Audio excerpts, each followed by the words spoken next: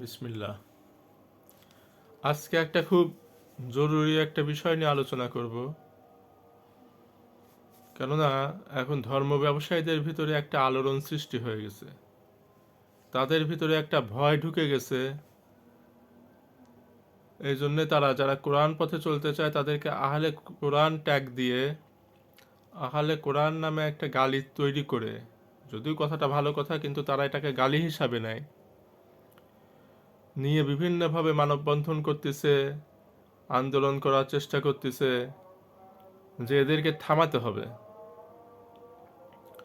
তো এই জন্যেই আজকে একটা গুরুত্বপূর্ণ বিষয় নিয়ে আলোচনা করার জন্য আসছি, যে তাদের যুক্তিগুলোর ভিতরে একটা কোরআন থেকে একটা অপব্যাখ্যা তারা দেয়। কোরআন থেকে একটা মানুষকে ধোঁকা দেওয়ার জন্য একটা জিনিস তারা একটা রাস্তা বের করে, যে এই রাস্তা দিয়ে মানুষকে কোরআন থেকে বাইরে নিয়ে যাব।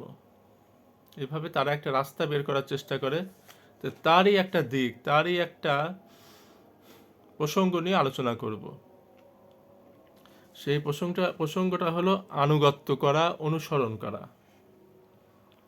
আনুগত্য এবং অনুসরণ এই ব্যাপারে কোরআনে আয়াত আসছে, যে তোমরা আল্লাহ ও তার রাসূলের আনুগত্য করো। আবার এক জায়গায় বলা হয়েছে যে তোমরা রাসূলের অনুসরণ করো।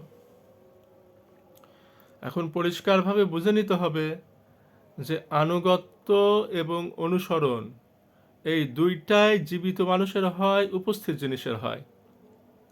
অনুপস্থিত কোনো কিছুর কিংবা মৃত কোনো ব্যক্তির আনুগত্য হয় না, অনুসরণও হয় না। মৃত ব্যক্তি যদি আনুগত্য করতে হয়, অনুসরণ করতে হয়, তাহলে আমাকেও কি করতে হবে? নিজেকে হত্যা করে ফেলতে হবে, নিজেকে মেরে ফেলতে হবে। কেননা সে ব্যক্তি তো মারা গেছে, তাহলে আমাকেও মারা যেতে হবে। এই জন্য মৃত ব্যক্তির আনুগত্য এবং অনুসরণের কথা কোরআনে কোথাও পাবেন না, যে আল্লাহ আল্লাহ আল্লাহ রসুলকে বলতেছেন যে তুমি ইব্রাহিম, ইসমাইল, মুসা, ঈসা কিংবা কোনো মৃত ব্যক্তির উল্লেখ করে বলতেছেন যে তোমরা তার আনুগত্য করো কিংবা তাকে অনুসরণ করো। এই ধরনের কথা কোরআনে কোথাও পাবেন না, কারণ এই বিষয়টাই অবান্তর। যে যে নাই, যে অনুপস্থিত, যে মৃত, তাকে মানুষ আনুগত্য করবে কিভাবে? এখন কথা হলো যে রসুলের ব্যাপারে বলা হয়েছে যে তোমরা আতিউল্লাহ ও আতিউর রসুল। আবার এক জায়গায় বলা হচ্ছে যে ইনকুন্তুম তুহিব্বুন আল্লাহ ফাত্তাবিউনি ইহবিবকুমুল্লাহ। তো এই যে ইতআত করা, এই যে অনুসরণ করা, ইতআত করা এবং ইত্তেবা করা, এই দুইটা জিনিস রসুলকে করতে বলা হয়েছে। মানে রসুলের জীবন দশা পর্যন্ত এই আয়াতে এই আয়াতটার কার্যকারিতা ছিল। কোরআনে এমন অনেক আয়াত পাবেন যেগুলো আল্লাহ রসুলের জীবদ্দশা পর্যন্ত কার্যকর।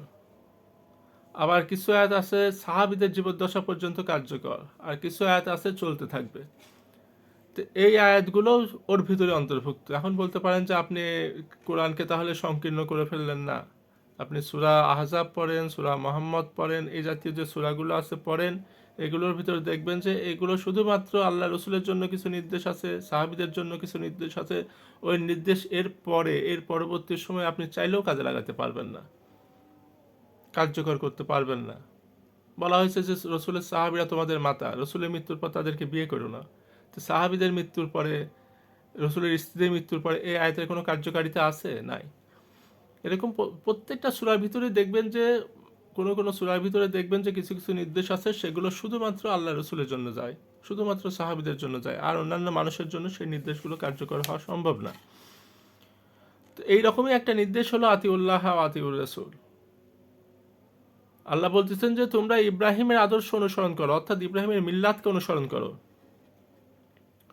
তো ইব্রাহিমের মিল্লাতকে অনুসরণ করো, আর আল্লাহ বলতেছেন যে তোমরা আল্লাহ ও তার রাসূল অর্থাৎ মোহাম্মদ সাল্লাল্লাহু আলাইহি সাল্লামকে ইত্তেবা অনুসরণ করো। তো মোহাম্মদ সাল্লাল্লাহু আলাইহি সাল্লামের মিল্লাতকে অনুসরণ করতে বলা হয় না, কারণ মোহাম্মদ সাল্লাল্লাহু আলাইহি সাল্লাম তো অনুসরণ করতেছেন কোরআনের। আর আমাদেরকেও বলা হচ্ছে, কিয়ামত পর্যন্ত মানুষের জন্য বলা হচ্ছে যে তোমরা কোরআনকে অনুসরণ করো। আর মোহাম্মদ সাল্লাল্লাহু আলাইহি সাল্লাম অনুসরণ মানে অর্থাৎ তিনি জীবিত থাকা পর্যন্ত তাকে, তার সংস্পর্শে যারা থাকবে, তার সাক্ষাতে যারা থাকবে, তারা তার মতন তার নির্দেশগুলো মেনে চলবে। তিনি যেটা বলবেন যে হ্যাঁ তোমরা এখন এই জায়গায় জিহাদে যাবা, তোমরা এইভাবে এই যে সৈন্য সামন্ত এইভাবে সাজাও, এইভাবে যুদ্ধের প্রস্তুতি নাও, এই এই যাও সামরিক অভিযানে, তারপরে তিনি কোনো বিচার মীমাংসায় যাবেন, তিনি কাউকে একটা আল্লাহর নির্দিষ্ট একটা ফয়সালা আছে যে চুরি করলে হাত কেটে দাও। এখন কেউ চুরি করছে কিনা, এটা প্রমাণিত হলো কিনা, এটা প্রমাণ করে যদি আল্লাহ রসুল দেখেন যে হ্যাঁ সে চুরিতে সাব্যস্ত হয়েছে, তখন তার হাত কাটার নির্দেশ দিবেন। আর এই নির্দেশটা মেনে নেওয়া হলো তার আনুগত্য করা। এই জন্যই জীবিত থাকা পর্যন্ত কোনো মানুষের আনুগত্য হয়, কোনো মানুষের অনুসরণ হয়। মৃত ব্যক্তির আনুগত্য হয় না, মৃত ব্যক্তির অনুসরণও সম্ভব না।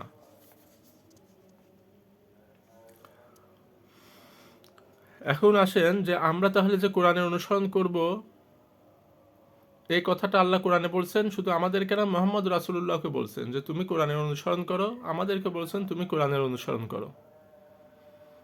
এই জন্য যেহেতু কোরআনকে আল্লাহ সংরক্ষণ করছেন, আমাদেরকে কোরআনের অনুসরণ করতে হবে।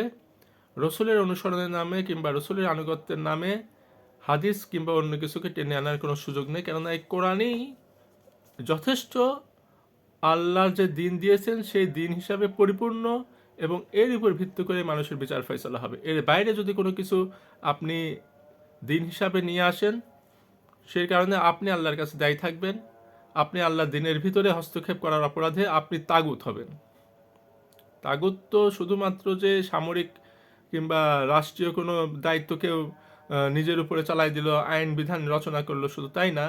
তাগুত হলো আল্লাহর অধিকারে যে হস্তক্ষেপ করলো সেই তাগুত। বিধান দেওয়ার অধিকার আল্লাহর, দিনের বিধান দেওয়ার অধিকার আল্লাহর। এই বিধানের ভিতরে যদি কেউ বিধান রচনা করতে চায়, দিনের বিধান হিসাবে চালাতে চায়, তাহলে সেও তাগুত। এই জন্য এই ধরনের তাগুতির আচরণ থেকে আমাদের ফিরে আসা দরকার। আল্লাহ রসুলকে আল্লাহর কিতাব অনুসরণ করতে বলছেন, আমাদেরকেও তার কিতাব অনুসরণ করতে বলছেন। আমরা আল্লাহর কিতাবকে অনুসরণ করব। মৃত ব্যক্তির, আবারও বলি, মৃত ব্যক্তির অনুসরণ হয় না। আল্লাহ বলতেছেন বারবার যে বিবেককে কাজে লাগাও। তোমরা কি বোঝো না? তোমরা কি বিবেক বুদ্ধি কাজে লাগাও না? এই জন্য আমরা বিবেক বুদ্ধিকে কাজে লাগাই। এই জন্য অনুসরণ সংক্রান্ত 2টা আয়াত বলে আলোচনা শেষ করব। সূরা আরাফ থেকে 2টা আয়াত। সূরা আরাফের 3 নম্বর আয়াতে মহান আল্লাহ বলতেছেন, সূরা আরাফ আয়াত 3, তোমার রবের পক্ষ থেকে তোমার কাছে যা নাজিল করা হয়েছে তোমরা তার অনুসরণ করো, অর্থাৎ ইত্তেবা করো। তোমার রবের পক্ষ থেকে তোমাদের কাছে যা নাজিল করা হয়েছে তোমরা তার অনুসরণ করো, এবং তাকে অর্থাৎ আল্লাহকে ছাড়া অন্য কাউকে অভিভাবক রূপে অনুসরণ করো না। তোমরা খুব অল্পই উপদেশ গ্রহণ করো। এটা হলো সূরা আরাফের 3 নম্বর আয়াত। আল্লাহ সামগ্রিকভাবে সমস্ত মানুষকে আল্লাহর কিতাবের অনুসরণ করার জন্য বললেন। সূরা আরাফের 203 নম্বর আয়াতে মহান আল্লাহ বলতেছেন আল্লাহ রসুলকে সম্বোধন করে, আপনি যখন তাদের কাছে তাদের চাওয়া মতো কোনো আয়াত নিয়ে আসেন না, তখন তারা বলে আপনি নিজেই একটি আয়াত বানিয়ে নেন না কেন? বলুন, আমার রবের পক্ষ থেকে যা আমার কাছে ওহী হিসাবে প্রেরণ করা হয়, আমি তো শুধু তারই অনুসরণ করি। এ কোরআন তোমার রবের পক্ষ থেকে স্পষ্ট প্রমাণ আর হেদায়েত ও রহমত এমন সম্প্রদায়ের জন্য যারা বিশ্বাস আনে। সূরা আরাফ আয়াত 203। এই জন্য আল্লাহ আমাদের ভুলভ্রান্তিগুলো সংশোধন করে সঠিক পথে পরিচালিত করেন। কোরআনে কোথাও পাবেন না যে আল্লাহ বলছেন যে মৃত কোনো ব্যক্তির অনুসরণ করো।